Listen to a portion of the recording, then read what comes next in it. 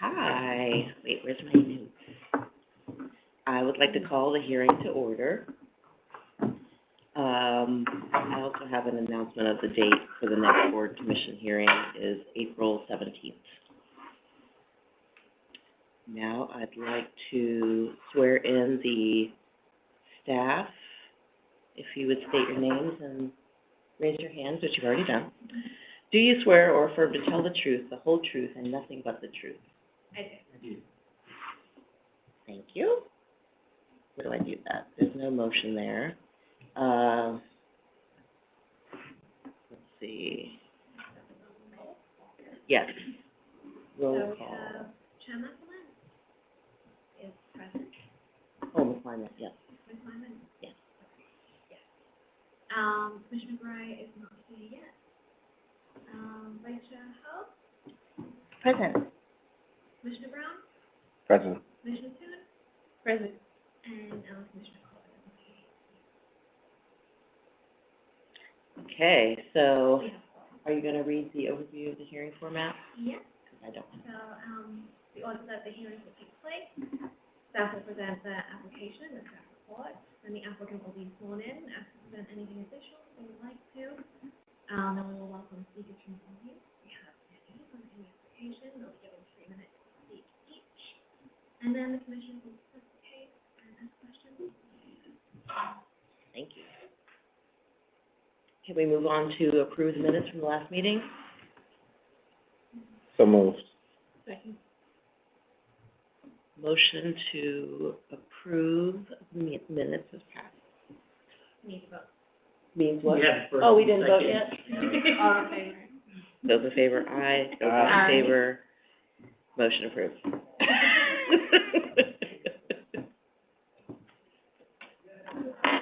Okay, so on to continued applications. We have no continued applications this month, but we will move on to our new application, which is one. This application is, CAC 24-03-001 at 2 North 3rd Street, 8 West Long Street, and 3 West Wood Street.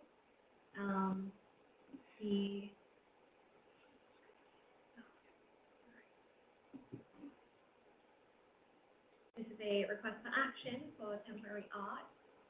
This is for multiple artistic medium, printed on vinyl, and adhered to the restroom interior, exterior, and utility boxes.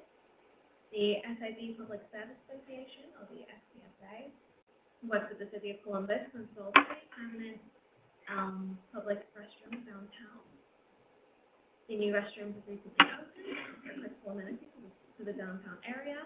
SPSA sees an opportunity to add vibrancy by using one floor for the restroom and their associated utility boxes for a public art installation. SPSA published a call to artists in January, with the finalists being selected and the respondents to that call in February. The applicant is going to show their 3 winners out of the finalists as selected by the steering committee at the March 20th hearing. The art, designed by 3 local artists, will be printed on vinyl and applied to the exterior, interior, and the utility boxes. SPSA estimates that the art will be installed in April and remain in place until the spring of 2028 or 2029, with SPSA maintaining the artwork. Staff analysis is Code Section 3115.05 states that the Commission should be guided by the preserving of the proper decor of the city, the maintenance of the proper assessed values, the providing and maintenance of an orderly balance in the location and design for artwork, and the prevention of blight or deterioration in and around public buildings. The proposal generally meets codes related to determinations by the Commission, and the basis for this summary is Section 3115.05, determinations by the Commission. So we do have the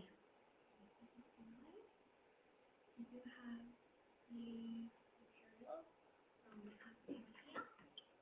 These are the restrooms. Inspiration. We have a clicker right here. Oh, okay. By the Right here? Oh, please swear in. Raise your right hand. Do you swear or affirm to tell the truth, the whole truth, and nothing but the truth? I'm sorry, please state your name and White here. Okay. I'm Casey Brandcamp, and I'm with Capital Crossroads and Discovery Special Improvement Districts, which are two districts operated by BID Public Services Association. Thank you. Welcome. Thank you. BRANKAMP. Thank you. You are welcome. Thank you for having me here today. I'm really thrilled to be here to talk about this project. It's been a long time coming, and an aspect of the downtown restrooms that we're all really excited about. Our office is very excited about having public restrooms in downtown, but it's not always everybody's favorite topic. So being able to talk about adding bringing some life to these restrooms, adding some local art to the public right-of-way is something that we've been really excited about. So I'll go back to this slide here.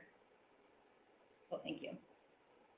I'm not planning to run through the entire presentation because it's quite lengthy, so I'm just going to highlight a few things, and then I'm happy to answer any and all questions you have and receive all of your comments. So this is what the restrooms look like here. As was mentioned, there are 3 of them. This is the location that is next to CODA, where Lynn meets High Street. This location is at High and Long Street near Southeast Healthcare. And this location is at Broad and 3rd near the Chase Tower. So the Capital Crossroads District worked with the City of Columbus to install these restrooms last year. Hello. And they were, as was mentioned, they are fully functional and operational now. So they are called a Portland Loo product. So it's a stainless steel, single stall restroom. They were designed in Portland. They're designed to be in the public right-of-way. And there are now over 100 cities in North America that have these, so they're becoming more increasingly common. And so once we had these installed, we felt like this was just a canvas ready for art. So we put together an initiative to do a call for artists. We were lucky enough to receive funding from the 614 Beautiful grant that is from Councilmember Lourdes Perosa de Padilla's office. We also received a grant from the Columbus Foundation, the Jeffrey Fund. We received a donation from the Greater Columbus Arts Council. And then finally, one of our local downtown businesses, Dr. James Ford, who's a dentist near one of the locations, contributed money as well to this project. So let me just check my notes.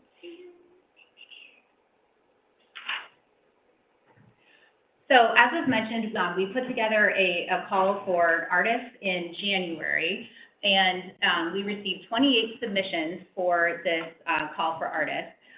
The call went out through various channels, so it was posted on GCAC's website, their opportunities for artists, and then we did some targeted outreach to some key partners and constituents. So that included places like Wild Goose Creative, Warhol and Wall Street, CCAD, Blockport, and others, to name a few, as well as a big social media push and push through our downtown channels.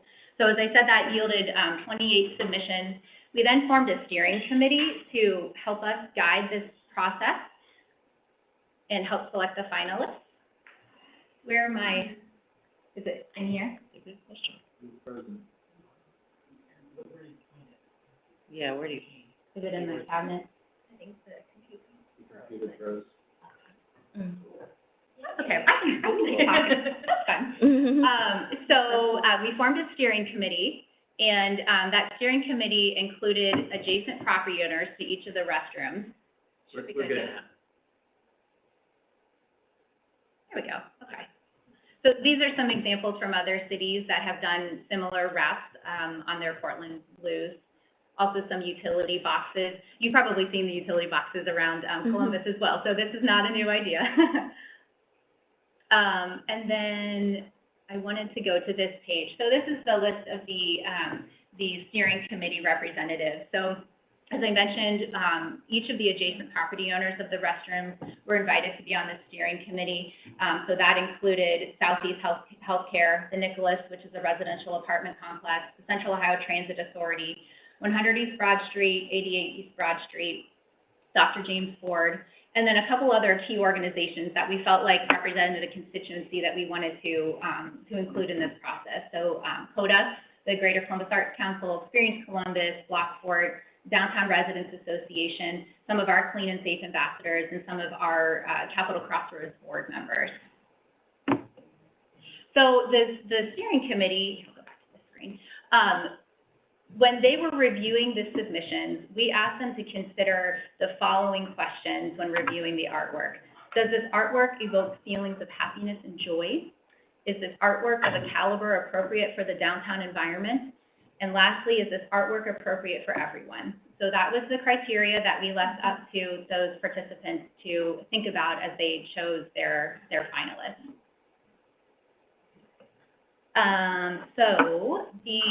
As Sophie indicated, the original plan today was to request your approval for the three finalists, or the three winners, rather. Today, I don't have all of the responses back from the steering committee, and so my request to you today is to approve the slate of the 5 finalists, allowing us more time for the steering committee to weigh in and contribute. I felt like it was important to have everybody participate, so that is a change to what I originally requested, Sophie. So that's for your consideration as well. And then further back in this packet on page 31, I believe, is when the submissions start. So I can run through those if you'd like, or if you've had a chance to review those, then I can hold on that part. And as was mentioned, we hope for this work to be up for 5 years.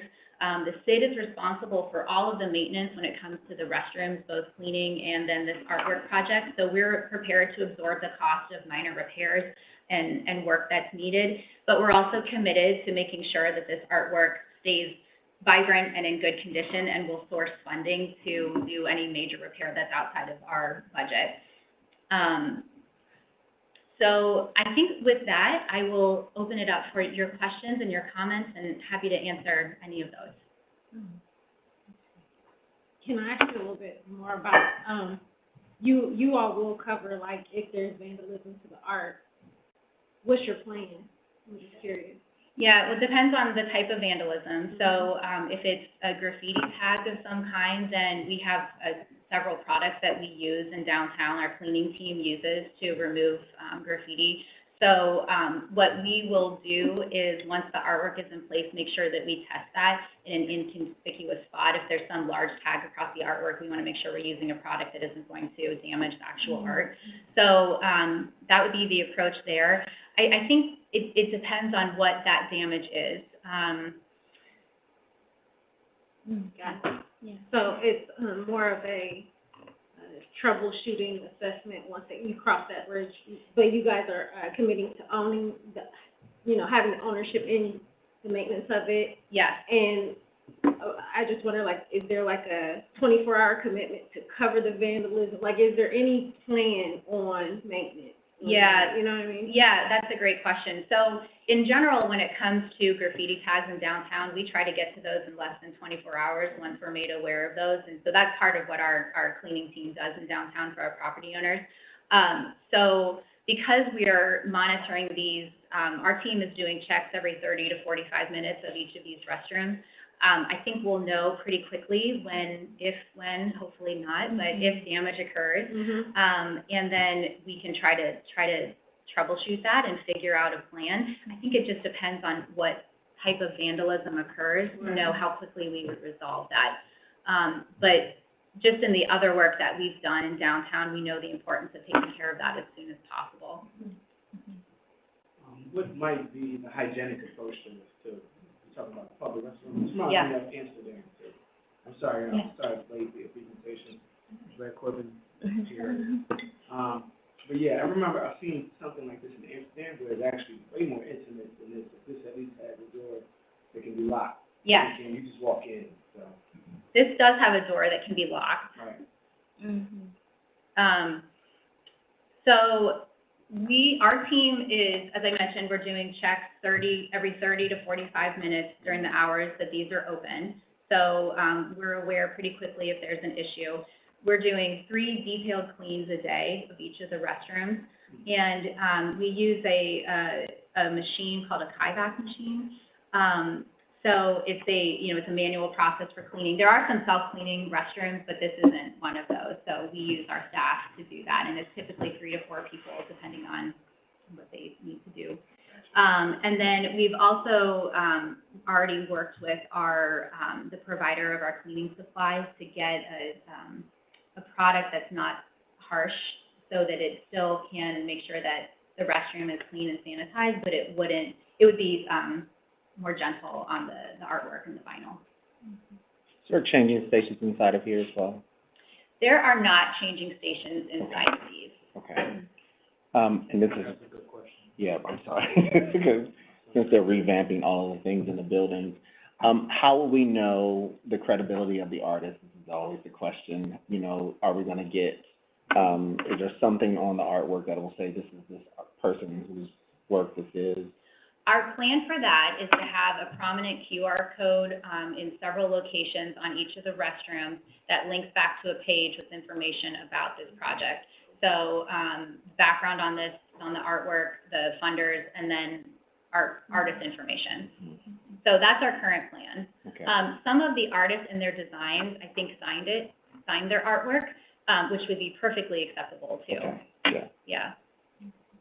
We absolutely want the we absolutely want the artist to get recognition. So I'm open to other ideas. No, that's for ways to wonderful. I do just that. wanted to know if something was on there to say that this was their artwork. Yeah.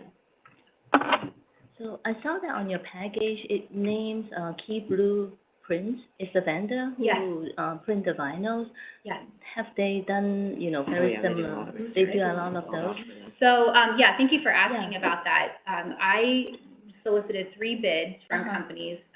2 were local companies, including Key Blueprints, and then 1 recommendation came from the Downtown Development Corporation, which had done the utility boxes in downtown, and they used a company that's based in Montana, so I did get a bid from them as well. Yeah. Clean Slate Group is that group. So they have a lot of experience wrapping stainless steel items in the right-of-way. Key Blueprint was the least expensive. It was local, which we like supporting local. And then they came recommended from another designing firm who had used them for some other outdoor art installations. So I felt that combination of things made them the right one to go with. So they met us out at the restrooms, and we gave them all of the specs from the fabricator for the restrooms. And so we met on site and talked about what our needs would be, the fact that these are cleaned pretty frequently, that they could take a lot of abuse. So they've recommended a product that, the brand is 3M. It's a car vinyl product that has an anti-graffiti lamination, over it. And, they've been really good to work with so far, and again, came recommended. So I wonder if that product has already specified a certain cleaning product, because normally the product would come with that specification that, Yeah, that's a good point. I will ask Key Blueprint about that. Yeah, that's a great suggestion. We just went through our cleaning service provider, to get their recommendation for something, but I will ask them. Yeah, that's a great point. Key is also really good at handling high-res imagery. Oh, Using them good. for a couple decades. Oh, really? I am very I'm glad to familiar with hear them. that. Okay, good. I'm glad to hear that. Yeah. They've been really great. They came out and measured every panel and provided, specs for every panel. So you probably saw that some artists actually showed exactly where that art would go on each of those panels, where the handle is, where the dispenser is on there. Yeah. That's great. So it blocks from the inside. Is there any sort of observing or maybe a fake sign about being on camera? I mean, I wonder. So a couple things to that. You can see these slats right here. Yeah. So when you're standing there, you can see inside. So you can see if someone's standing, if they're laying down, if there's a stroller, if there's multiple people, so you can see in there. So that's one thing that we have as a security measure. Each of these restrooms will have cameras on them. So we currently have one in place here for this is the one at High and Long. So there's a camera here already. We're getting one installed on the Chase building, and then Coda's in the process of getting one installed on their building. So they'll be monitored by camera. Then each of the 3 restrooms have a there's a keypad for a physical key, and that the PIN code for that keypad is in the run sheet for CPD. So that's why each of these has an address to it. So if there's some sort of emergency at one of these restrooms, if CPD dispatcher lists 3 West Lynn Street, that's going to have that key PIN code on it. So they'll be able to unlock the door. Our team also has the PIN pad. Then each of these also has a knock box, which allows fire and EMS to access the inside of the restroom without having to break down the door. That's great. Yeah, we tried to be really thoughtful about Really have. that, and as I mentioned, these really are designed to be in the public right-of-way, and they were very thoughtfully designed, knowing that people might use them for things other than using the restroom. When the artwork expires by the date, are you doing another run and wrapping them again, or? We'd love to do that. Okay, I hope you do, yeah. We'd love to do that. I would love to continue this on as long as we can. Yeah. I think we would try for that. Mhm. So, the CID wouldn't be able to incur I don't think, well, we could talk about it, but we would probably try to source some funds through grants and other means to do some new art, yeah.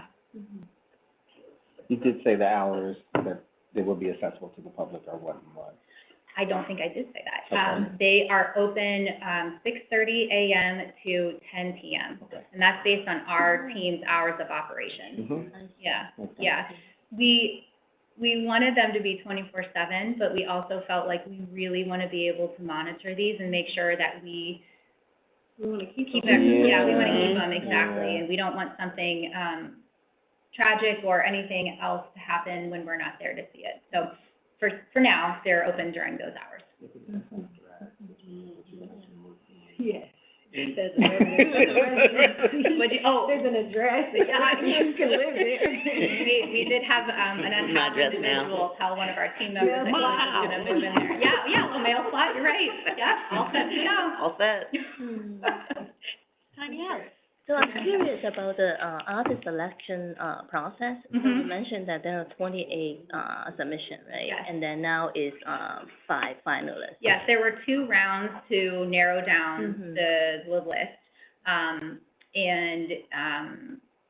The steering committee has weighed in now in that first round and then this final round here. And based on those three questions. So is it based on like a scoring sheet and they kind of like score each one? For the final round, for the 5, they were asked to rank them. So first choice is 1 point, second choice is 2 points, so then the lowest score will be the highest ranking, if that makes sense. Yeah. So when the artists submit their, their application or submission, is there any like a resume, kind of attached to it or artist statement? In the first round, when we got the initial submissions, they were asked to send a letter of interest, or like a statement about, their interest in this project, as well as samples of previous work. Yeah. Those are good. Great. Yeah. I'm so curious about who else applied. You have a good set of 5, though. Good. Yeah. Good. I'm glad you think so. Yeah. Yeah. Any other questions? I don't. Is it okay to request a motion? Motion to approve the proposal as presented? Would like to move. Okay, second. All those in favor, say aye. Aye. Aye. Those not in favor, nobody. Motion has been approved. Thank you, everyone. Thank you. Thank Great you. presentation. Congratulations on your project. Oh, Yeah. thank you very much. Thank you. I appreciate it. And all the funding, that's so great. I know. I know. We were Yeah. so pleased about that. Yeah. Yeah, that's important. All righty, new business.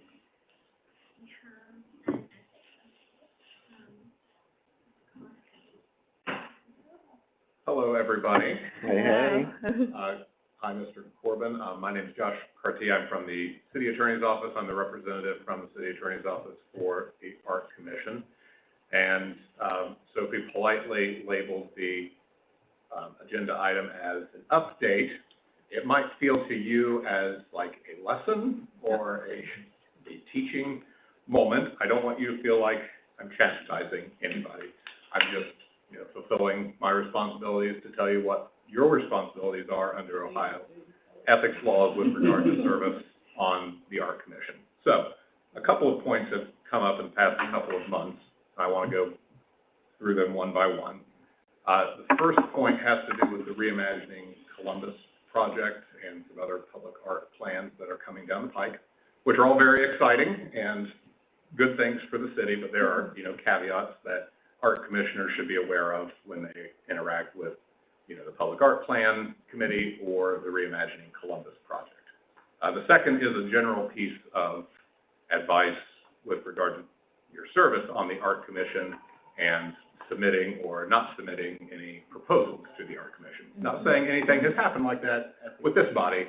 I'm just saying, in the future, be aware of what I'm going to tell you. Okay, so the first point has to do with the Reimagining Columbus project. Some of you are probably well aware of what the Department of Development has been doing through a grant by the Mellon Foundation to have sort of community engagement with regard to the Christopher Columbus statue. And this came out of Mayor Ginther's directive to the Art Commission and the Department of Development to come up with a plan for the Christopher Columbus statue during the COVID-19 pandemic, summer of 2020. As you know, as an art commissioner, you have the responsibility to vote upon applications for the relocation, removal, acceptance of art that will appear in public, meaning on public ground or owned by the city. Other art appears in public, visible to the public, but your jurisdiction is over art owned by the city or on public properties. What Reimagining Columbus is essentially an advisory group to Designing Local, which is a third-party vendor that the city has hired to facilitate the process. My advice to the Department of Development has been, and it is to you now, that no art commissioner should be involved with the Reimagining Columbus project, and this is because ultimately the decision on the Christopher Columbus statue should come back to the Art Commission. So what we want to avoid is any conflict of interest from your, participation with the Reimagining Columbus project, then coming back to the commission and you having to take a vote as an art commissioner on what to do with the statue, okay? At the very least... So that means Ryan and I, who are on the committee, can't be on the committee. Is that what? Yeah, I don't know who actually is on the committee, so I don't have that information. But if you were involved with Reimagining Columbus, my recommendation would be to just, step back, because as an art commissioner, that's an important vote, right? That vote is going to come back to the Art Commission. It's going to be one of the more publicized, probably, votes. Every meeting here is public, but as you can see, it's all city staff and the applicant. That might be a meeting where more people attend. And we just want to be sure that you're on all fours and the letter and spirit of the Ohio ethics statutes are being followed to a T. Now, I will say there is some gray area in this situation, but my advice is to err on the side of caution. If you are involved with the Reimagining Columbus project, just go ahead and take yourself out of that and wait until the recommendation comes back to the Art Commission. The reasons for this have to do with what's called dual service under Ohio conflict of interest law. Basically, if you get involved with the Reimagining Columbus project, you're talking about the substance of what to do with the Christopher Columbus statue, even though it's an advisory body. And then you come back to the Art Commission, you have a binding vote, right? So there's some tension there. At the very least, if you were involved with the Reimagining Columbus project, you would have to recuse yourself on the vote at the Art Commission. I'm not an art commissioner, but if I were in your shoes, I probably wouldn't want to do that because it is an important vote, right? So that's my recommendation. There are, I forgot Greg's there too, so if two of us drop back and two of us go and recuse, so at least we're aware of the conversations happening.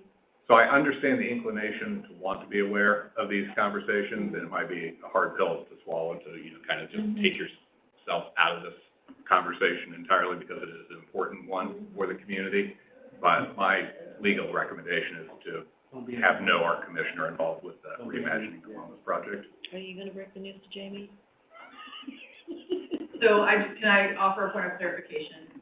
We're not talking about the GCAC Part of public it? art plan. Yeah, that's something. completely That's Oh, something different. got it, Yeah. okay. Completely I separate did. from the project I'm working on, which is the reimagining Columbus. So we were, the statute committee had a recommendation that resulted in the application to the Mellon Foundation that resulted in this project. We've been working on building an advisory committee of community members to support the work, throughout this 2-year project that is only about the statute and the public art plan at City Hall. Great. So that's where the question came up. I can be all So out it's- of that. So you're all good. My question still stands Yeah, for we're- public art plan. I did not. Oh, Yeah, sure, go ahead. please, raise your right hand. Swear to me. Do you swear to tell the truth, the whole truth, and nothing but the truth? Thank you. You should state your name for the record. Erin And your Blue, with the affiliation. Department of Development. Thank you. Go ahead. Sorry, and then tell me the question again. So, yeah, I don't think there was so one. just to be clear, don't attend anything that has something to do with this statute, because the vote will be put in our hands. I- Okay, community May I, conversation. so So that's my legal recommendation, but there is a point of clarification on 2 different groups that are going on, right? I mean, the question was, could an art commissioner formally serve on the advisory committee that is making recommendations to the project? That's That's clear that different. that's a no. Right, and that's we're- different. I'm fine with that, because I don't think there's many of us. Well, Right.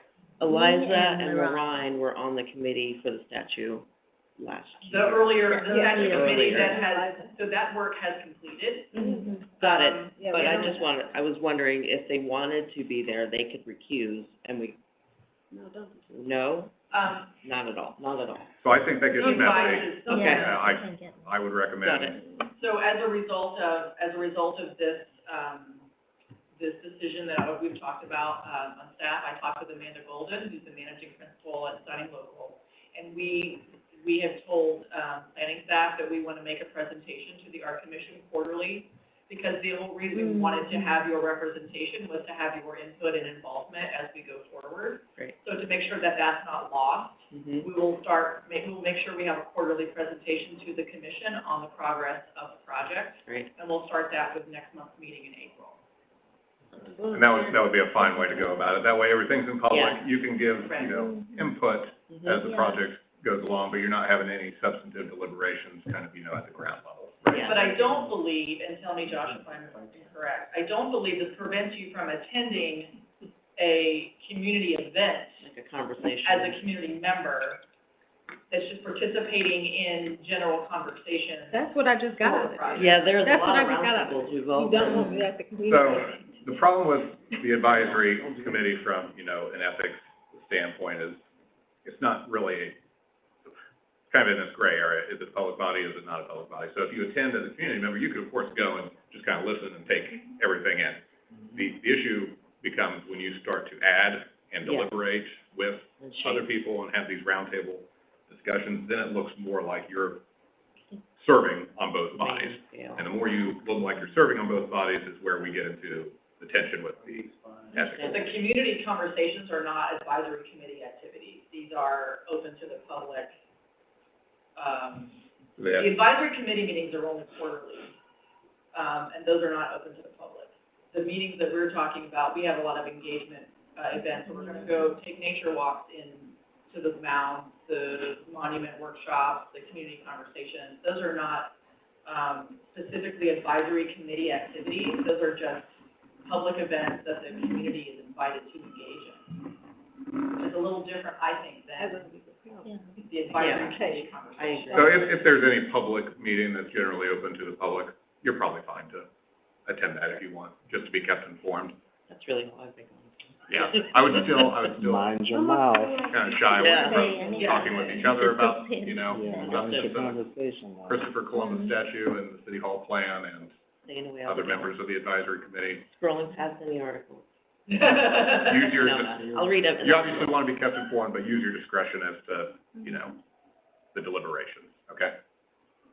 You had a question, Chair, about the public art plan. Which is more about the Body. community conversations today. Yeah, and sorry to interrupt. No, you're fine. My understanding about this is it's not focused on art that will be coming before the art commission necessarily. It's, you know, kind of a general conceptual idea about art that is visible to the public and accessible to the public, but not necessarily on public property or owned by the city. Is that? Correct. Is that fair? It's a bigger conversation than that. It's about a kind of a strategy overall for the city to organize the way in which we support art in all public spaces. Mhm. Excuse me, It's, but Commissioner Toon? the commission is coming up in everything that people are talking about. Everything. The structure of the commission is coming up in, the structure and the role of the commission comes up in a lot of the engagement conversations. I've even felt like in roundtables, like I don't have the answers, and so I even feel like the public art plan is gonna set us a course. Right. The public art plan will be effective. We're hoping that it's providing information to us on a staff approval process, a better application process, a better way of accepting gifts into that. So it will have a heavy influence on what the art commission will be doing.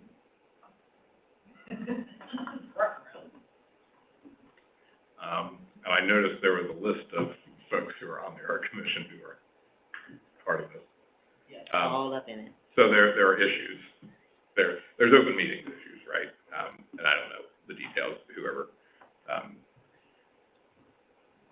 it's a fact-based determination as to whether there's an open meetings issue or not in any given circumstance. It's kind of complicated, but, you know, Commissioner Toon, if you're feeling like uncomfortable about these conversations, like, and it's gonna come back to the art commission, that's a pretty good gut reaction, I would say. I just, even you being here to have this conversation is like, oh man, I wish it was, you know, I wish we would have kind of talked about this at the beginning, because I knew coming into this seat, I was actively involved in a lot of conversations.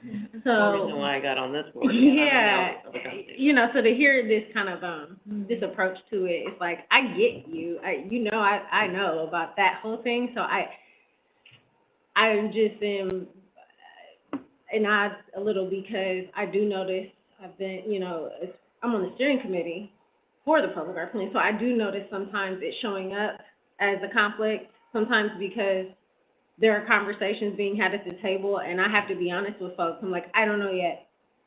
I just don't know yet. So I don't think that it will come back up, because I think everyone understands that the commission this is a process that the commission needs. And we're trying, you know, we'll get a lot of our answers from this plan. So I don't think anyone has an issue with us being in the room or anything. I just know that this will be something we have to carry out. If That's this why I public wanna art hear plan the is gonna make any conversation. sense and be actually a thing we enforce, you're gonna need this commission to stand on it. You know, even more We than need to be able to GCAC, even more than all the other active partners. Because trusting that GCAC is coming to the table with the wealth of knowledge that sits on this side would be very presumptuous, and we know it's nothing but fables at this point. So they need this part of it. So how do we safely navigate those waters? And now, I hear you, because I'm not on this stuff, because they have the time, I don't have. I don't really have the time. I have their same concern. If we are not at the table driving this, I'm fearful of what is going to come out at the end. I got. So the safest way is sort of like the Reimagining Columbus idea of quarterly presentations to the art commission, at which point you can give feedback on the public art plan, kind of like when the presentation was given last month, and then the people involved in the public art plan can take that under consideration. Can I ask an additional question? Yeah.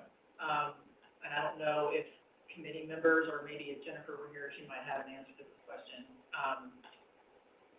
When the public art plan is complete, I don't believe the art commission has a role in approving those changes. They will, tell me if you think I'm wrong. I think that the plan will be adopted by the city, and the changes will happen to the commission, but the commissioner, unlike the Reimagining Columbus project, which will involve specifically a piece of art that you must vote on by your call as a commissioner, this plan does not specifically say, do this with this piece of art. This plan says, this is the new structure of the art commission. Right. And I don't believe the art commission has a say, And how it's structured. other than the participation on the steering committee. I don't Correct. believe Right, that would be a city the art council. commission has a say in what those decisions are. I think the city has that, and the public art plan. I'm pretty sure Jennifer is who signed off on the last round that had to be Yeah. approved, but we were given awareness of it. Right. And it was presented here, so. And that's why I think the question is that, you know, they're providing, in the steering committee and those roles as community members and artists, et cetera, you're providing the context of how things work today, how things work or don't work today, and that those are being decided on, the changes are being decided by a different body Mhm. that you Right. are not a part of. Mm-hmm. So maybe that makes it a little There is more a effective. nuance too, at least for me and Shelby being visual artists. A Yeah, lot of times we're invited to the table for our artist perspective, because we've been doing Correct. work. Right. So now we're commissioners, and I guess I'm hearing we should not be there at all, which, Well, it sounds a little nuanced, because Yeah. there are components of the public art plan that may ultimately impact the work of the commission. mhm. The commission has some authority to govern, like its staff approval process. If you want the application process to change, you can adopt a motion or bylaw to change that process.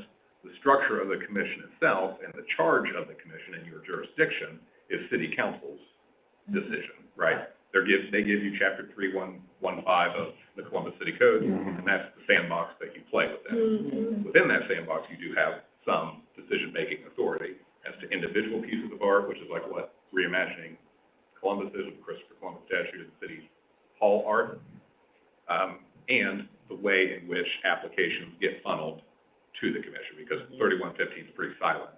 As to that, you have a lot of authority to change, you know, how applications are reviewed, the forms, the criteria you use. So, to the extent there are any components of the public art plan being discussed that might fall within your power right now, I could That's where the recuse issue comes myself in. and step back and state, could I do that? If that comes up in a conversation and I'm in the room, like, do I run out screaming? Like, I think recusal at the minimum is the safest. I feel like that is the way to go. Right. So we can be at these conversations, and the second it touches something that I know is not in our, or is in our purview, we can say, this is not something I can How much of, comment on. Yeah. I was gonna say, it's too late for Can me. you tell me how much, like, a I'm so conversation? deep in the public art planning, we've been a part of the steering committee for a year now almost. And, you know, it's a little late. And also, I think the other piece, I hear what you're saying, like, are we in a position to create bias without knowing, Yeah. right? I feel like the way we were tapped was more of our artistic experience, whether it was through administration, Mhm. production, or both. We were more so free consultation, the way I view it. Oh, we know what This it is is. community service. You have some Yeah. IP for nothing, Mhm. Yep. right? And more so kind of to the responsibility of the community to make sure that it held up to be an authentic, transparent, and diverse process that made sense for the city. So it's kind of a brain trust, the way it's been working. That's kind of my view on it. What are the ramifications? All this is finished, we're presented with, a case, and then we find that we have had some level of influence on that. What are the ramifications of that? So there's probably practically none in the case of actual cases, like individual cases, Mhm. because this is just a general Correct. sort of framework, right? Mhm. My understanding. So the likelihood that a particular case is gonna be talked about in this Mhm. process is pretty small, Okay, and there wouldn't be any issue. correct. The issue comes up if there are, and this is a question that I have for the people who have been on the steering committee, are there particular things being talked about that would impact the art commission process? Like, I feel like we've What talked is- about stuff. what are some of those examples? I mean, I wouldn't say that we get to decide on that, though. That's what Lord's team is for, you know, and they're gonna figure all those things out. But we've had conversations around even, you know, what kind of role do you want the commission to play? What kind of policy, you know, there's been some just forum and conversation that's happened in the last almost year at this point, you know. And I do think too, like, I'm fresh. I know that on, the website, it does not say that correctly. It actually says, it says 2023 for me.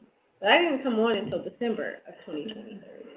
So my participation in on the public steering committee was before, right, it predates actually joining the commission. So I do think if anything were to come up, you know, that's where the overlay, it's like, well, I started on that, but then I ended up getting on the commission from that, so. Is the steering committee's work pretty much done? So the plan is scheduled to be released in June of 2024, which is in a couple of months. Okay. And in theory, I would expect that that is the completion of the work of the steering committee. There is a launch of, you know, the launching of the plan. So that's more kind of event-based, communications, marketing, et cetera. But I would say that the conversations are wrapping up. Does that feel true to you all? I have a couple more community ones, but I have a couple more things on the calendar, but Yeah. I would say it looks like it's slowing down. Yes. Yeah, to me, I think everything, they've gotten the last push of our opinions, whether it's been digital or in person. Yeah. I think right now they're pretty much gearing up the strategy to, reveal it to the stakeholders. So, Lois just mentioned to me, since Jennifer is out, it would probably be helpful to have her in the room on this too. Right. I don't understand the particulars of what goes on in the steering committee. Sounds like there may or may not be some things that could come back to the Art Commission. I have less of a concern immediately than the Reimagining Columbus project, okay? I would say, if you continue your service on the steering committee and as an art commissioner, use your discretion and best instincts. You know, if something feels like you shouldn't be talking about it because your roles might conflict, just recuse yourself, for now, and we'll have a meeting internally about getting me up to speed on some of the particulars of what the public art plan is doing. Well, in the steering committee, you're not voting on anything in the steering committee either. It's also kind of primarily an advisory, body for the public art plan as well, similar to the advisory committee, I think, for that is really help. But again, there's not a vote. The steering committee is not voting to approve the, plan once it's made, and I don't believe that the art commission is voting to approve the plan once presented to the city. I don't think either of those things are scheduled to occur or expected to occur. Okay, so less of a concern than Reimagining Columbus. There may be individual instances where there would be a conflict of interest, but, for now, let's put a pin in it. Yeah. And we'll come back. The second piece of my update has to do with, commissioners submitting applications to the commission. I don't know if this has ever happened, but it was a question that came up in connection to Reimagining Columbus. that's funny. And this is just a clear, don't do that. Yeah. I like that. That's an easy one. Clear. Don't do that. You're not allowed by Ohio ethics law. That's an into the So, system. I would like to don't think propose anyone my had that in project. mind. You know, if you wanted to be the artist for the Portland Blues and thought about submitting an application to the Art Commission, Can't do go it. ahead. Yeah. What do you do if a project comes before the commission and you're the artist that was selected on the project?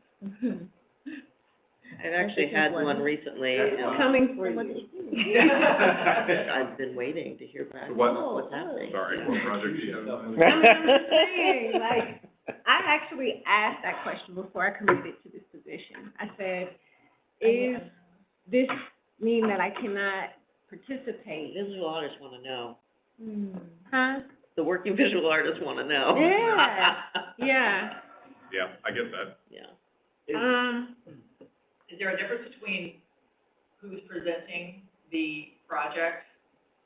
You know, for example, we just had something today that was, the Downtown Development Corporation, or whoever, like, presented, they requested artist submission. But they're not the artist is not the originator of the project, they were someone that submitted. Is there a difference between that? So for example, Could I have been one of those five? Could Shelby have applied for that process or not? You are kidding. It's funny, No. 'cause I ended up being the Stonewall artist, and they presented that here, but I didn't apply. I was heavily encouraged to paint. And you probably have not gotten this Oh, wow. advice before. I gather on the first, The first time before you started coming to these meetings. Well, I mean, defining where the lines are is important, because we are in so many different parts of the Yeah. community, so. I have more conversation. questions. Like, and Okay, Oh, wait, can I make a suggestion? yeah, go ahead. 'Cause to your point, is it possible if an artist is pursued by someone and it shows up in front of us, that artist can recuse themselves from the vote to keep the integrity of the process? I've had to recuse in the past. it gets into some factual questions as to how the project came about, your relationship to That's what they like were doing, the- asking me all this. the applicant and the body that's actually presenting the application. But if you are one of the artists that's part of the application, it's likely going to be a no. That recusal is not sufficient to kind of, cleanse the process. And, I know that's probably not what you want to hear, especially for the visual artist. I know. I'm still taking it all in. What if you are a part of an organization, nonprofit organization, that comes before you? Yeah. That's, And you're not you don't have any artists, yeah. Like, I'm president of the board. right? That sounds simple, but that's Well, what he looks like here's- right now. And Renata Ramsini, who's the chief ethics officer for the city, deals with these types of questions every day, and she These are knows good questions, right? ins and outs of the ethics laws, because he's getting into the nitty gritty. Yeah. But the basic issue is, if you have a fiduciary duty to one body, as president of the board, you definitely would. And then you're on the art commission, you have a fiduciary duty to the art commission. Ethics law said that's a no-no. That's the basic rule. So ideally, this would have come up in like a training, and maybe we can organize yearly trainings for new commissioners and whatnot. Other boards do that, but, my intent, I would not. How many boards for the city have all volunteers? I don't know offhand, there's some that get paid. Okay. Right, with our other commissions, we have, planning has 7 commissions, 4, 7, this is 8.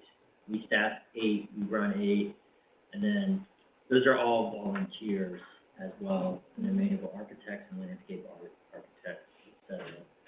In those instances, the commissioners recuse themselves if anything like this comes up. Because I asked the same question, my understanding, and correct me if I'm wrong, the difference here is that we are talking about proposals that would be taking place on city property, things that are owned by the city, correct? That's the main difference. That's part of it, and part of it is you're making the final decision here. So some of these other commissions are kind of advisory, depending on, I know some of them have the final authority, but that can be a factor if the commission is simply advisory and city council, say, makes the ultimate decision, like the development commission just makes planning recommendations to city council, and city council has the ultimate authority. So they're treated a little differently under Ohio ethics laws. Here, as to applications, the Columbus Art Commission is the final stop. You are making the final decision on behalf of the city. So there may be a difference with some of the There's commissions. more weight on this decision, period. All right, I'm glad I played the role of the wet blanket, and I'm very Just one more question. Yeah. Well, maybe it's not for you, though. Maybe now this is more like, as an artist in the community, very actively involved in trying to make this make sense, is there a way that if I can't be if we can't participate as artists, right, the value of having us on this commission should be that the projects and the things that we're involved in, you guys, I don't know, there needs to be almost a situation created or something, because here's where I'm at. Bringing our knowledge of materials and. I feel like I have some perfect examples, like, okay, right now, there's a group that just got a 614 beautification grant. They're doing statues in the community to do basically statue maintenance, revival to these statues and creating, it's a whole thing. Now, what I'm curious about is, like, my hands are kind of all over the place with stuff, right? That project wouldn't have even happened if I wouldn't have resurrected it, right? So if it ends up coming before, or whatever happens, right? That's one thing that I'm kind of thinking about now, like, whoa, like, what if these things kind of happen? So is there a way where, like, if I'm a commissioner, maybe some of the projects that we are involved in could help the commission gain some projects under their sleeve? Okay, we're all doing some really heavy stuff. So I'm thinking, like, how do we still continue to be how can I be impactful and more than just a voter? Because I am still almost like activist visual artist at this point, and how do I want to stay in this seat? I want to be here. So I'm just trying to assess what you just told me and figure out, is there something here where, maybe the commission takes a different angle at the way we're approaching projects, public art, everything, and we're not just approving stuff. We're actually, we're commissioners. We're on the ground with this thing, and I don't know. I just wonder is that ethics, is that conflict the ethics there too, or like? Why don't we take it offline? You can give me a call. Okay. I can loop Renata in on any individual questions, because a lot of these are fact specific. The only clear kind of black letter guideline I can give you is, if your art is part of a submission that's an application and you are an art commissioner, you can't do both. But there are plenty of nuances under Ohio ethics laws and exceptions that may or may not apply, and it's always going to depend on just the potential factual situation. So you're not saying no? Except It's that still private general property. one, yeah. It's like non-city Don't owned submit your property. art. If we could Yeah. also consider what policy that we need to have in place, or what needs to be written, or what needs to be revised, so then that, Add it to the binder. yeah, add it to the binder. Because we, as, we've said that we are very active, in community work, and even with agencies, because again, I work at the Lincoln Theater as well as the King Arts Complex, and they do their nonprofit that has murals and that kind of thing that's happening. And if somebody comes, if they present like, hey, we have this work that's public art, I work for them, so we're working for agencies that actually do this. And I don't want to relieve my seat on something that I know is impactful, to give it to someone who doesn't know anything about what this work is. And so I think maybe conversation should be had about how we make those things, because like you said, it's not as black and white as that. Yeah. There's a nuance to this work that we're doing, and there's a nuance to every seat that's been filled on this commission, and we stand on that, 10 toes down. Okay. Totally understood. But John, are you saying that, even the commissioner, recuse themselves from voting, it is not enough? Yeah, he did Not say always, that. right? He So, did say that. So, if you're an artist and you're on that side of the table submitting an application, you can't physically hold both seats. I get that. I get it too. I do too. But there are there's a lot nuances of beyond that. limitations.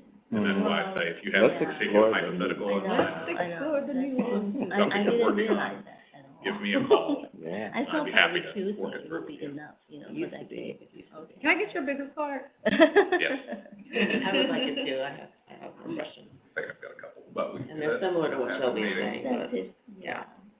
That's it. That's probably why I haven't We can heard back also, on that. we can share the. Wow, they have to figure it out. No one has to figure it out. Any more ethics All updates? right, that's all I have. Those are pretty Oh big. my I was hoping you didn't have another one. Yeah. Those are pretty big. I'm coming for you. Soul searching to do. On you, Lee. I know. So Wow. for, old business, we just have them to notice the best, more exciting things based on existing projects. Yes. So for the public art maintenance, plan, we are working on crafting, an RFP still for 2024, so no real update on that. I'll let you know that we're still figuring out how much money we have come around, so we can dedicate to the art maintenance. I think I said last time, there are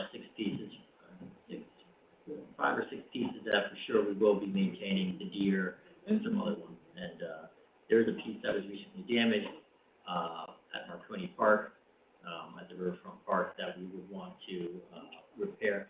It is more of a monument than public art. It is the, auxiliary, let me get to it, the National Memorial for the Spanish Auxiliaries. Looks like a bullet. Mhm. Someone hit it or something recently and almost threw it off the pedestal, and it was damaged after we had just maintained it this Well, year. let's expand their cars into these things. I don't know if it was a car or Oh. what, or somebody who was feeling very, I don't know. Yeah. Yeah, I don't know. Somebody decided, I don't know what was involved, but somebody, almost threw it off the pedestal and it was damaged. So that's something we're definitely gonna take care of, this year. There it is. Right there. No, that's the breaker. No. My bad. Why does it happen after you clean Yeah, there should be shiny and attention-getting. This was after Gorgeous. it was repaired, right? No, No, this is crumbled. this is crumbling there, but after they had repaired that, someone pushed it back on that pedestal about 10 inches or something, and really, so it's not really attached. So we're gonna have someone go out there with like a crane, pick it up, work on a more secure, it's just sitting on that. So I picked it up and pushed it back. I don't have any. So it's like, it's Lewis size So then. I impressed them with my strength. As Oh, yeah. Yeah. Stronger than I was. I put it back, yeah. I pushed it back just so it wouldn't fall off anymore, and, What did I do with art scarf? that's right. I watched that again recently. That's the power. So, but, yeah, so that one is definitely gonna be repaired. And so that's that. The public art appraisal, it went in front of city council for the first reading on Tuesday, I believe, on the 18th. Yep. And, no, it was a Monday. And it's gonna be going for the second reading on the 25th, at which point we assume that it will be approved, and they will, come down, fly down, and do the second piece of the appraisal process. And we should have almost all the art pieces appraised. There might be a couple stragglers out there, but we'll have evaluation and understanding that they're work. Any questions? 4 on any years of that? waiting for that to happen. Okay. Great work. Linden War Memorial, so I came before you, I went to the Linden Health and Safety Committee again on Monday night. I spoke to them, and, they're still supportive of it. I'm still engaging with them to make sure that the community is involved. And, I did some research into how many individuals passed away, in Columbus for all wars since the Persian Gulf War.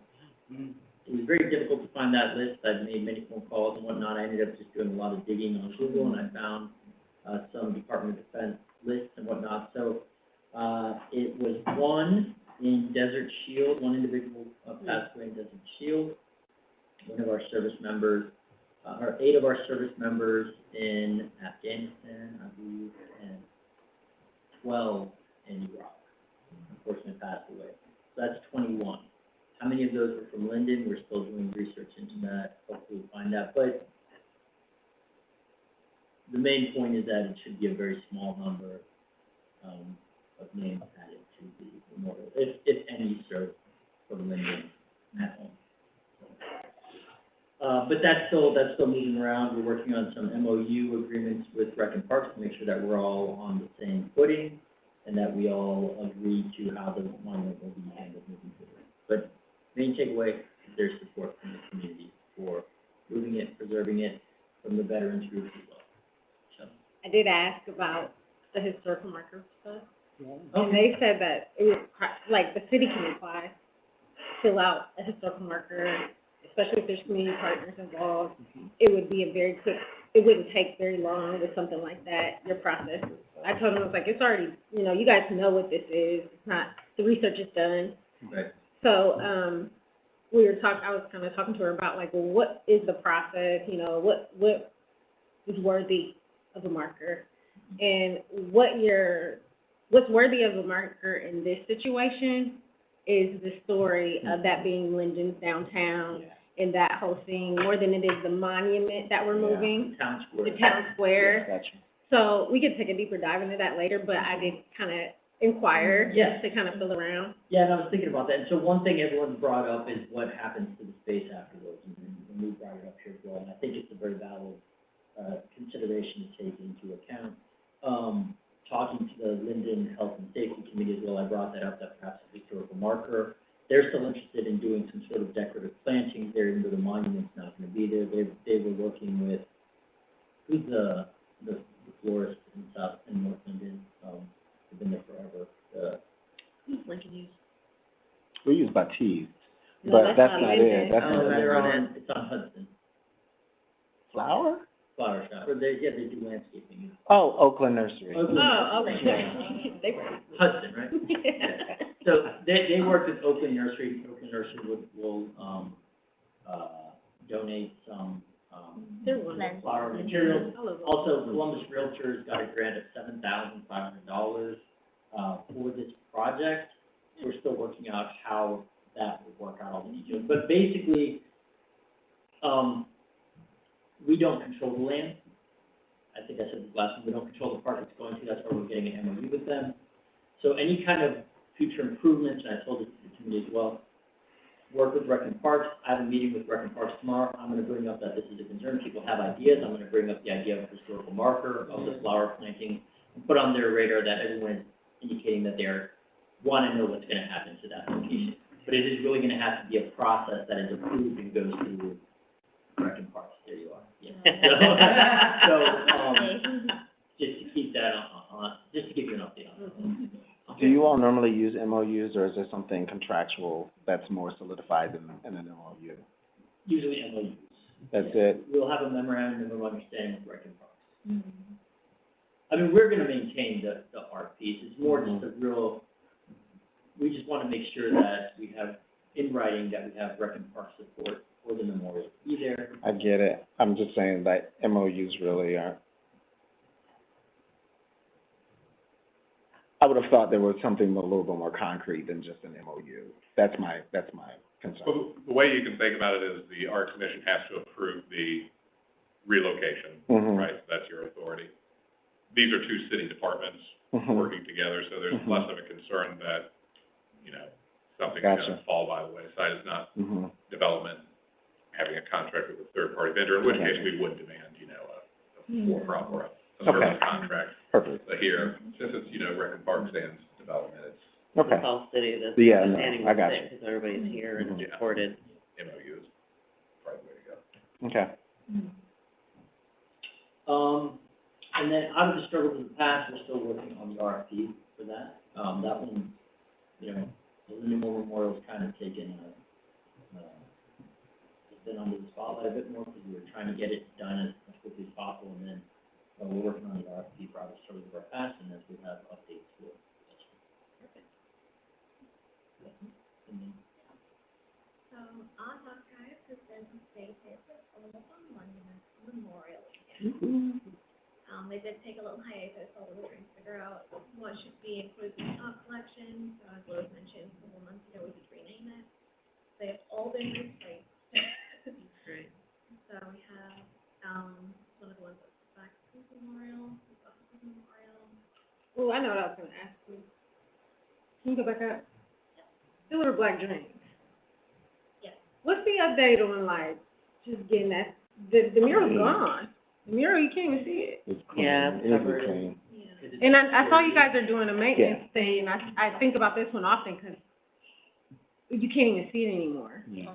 They used the wrong anti-grass coat. I bet it was too late in the year and it didn't cure properly, so all the sand and dirt just, I saw that, yeah. So And because of it's all of the not- construction that's happening over Yep. there, It's bad. it is, yeah. It was clean less than a year ago, if you can believe it. It's Crazy. DPH. It will never look like that photo again. It'll never look like that again. DPS, spent a significant amount of money to clean that, by a professional contractor last June or July, and we went back It's 2 weeks impossible. later and it looked bad. Yeah. The graffiti code is the wrong graffiti code, everything Totally. sticks to it, and like you said, with all the construction going on, Yeah. it's just dirt is hitting it. Going to be like That's that. something that we are going to have to, it's on our list of Wow. figuring out what to do with it. Oh, Okay, I was curious. Yes, Yeah. understand. that was a fun weekend. It was a good day. It was, driving by, tooting my horn. So I was on the commission Good day, when good day. this was accepted. Shelby was not yet, but I project managed the Deliver Black Dreams. Mhm. We're gonna call that water. And I recused myself from the vote too when it came up. Well, yeah, those two are, that's. Yeah. Look at that. Good thing I got that done before I got my. I know. Yeah, there's no problem there. Commissioner Chan. Your site looks really good, your pictures look really strong. I think Yeah, it's really I impressive. love what you guys are doing. There are a few that need new photos right now. A lady in the office who's very good photography, very good at editing. Yeah. So I Do you ever can want any backstory stuff? I don't remember the maid, was that Slaughter, the fountain in Goodale? Not Cochran, Eric Roush, who runs Hill Room at the fort, Mhm. he assisted on making those elephants on top of that thing. Nice. He did. Oh, yeah. I didn't know. Are they clay? They were, well, the sculptures were, and that's bronze now, but Oh, it's to bronze. form it. and Oh, make the it- form, Yeah, gotcha. yeah. I've There were seen supposed them to be on- three apparently of different sizes, and one got chopped, so they have two identical side by side. Eric Roush. Cool. Okay, and then we have quick update on the public art plan. Laws were in town last week, and, just wants us to pass along their thanks for taking part in any of the workshops. Okay. We'll see.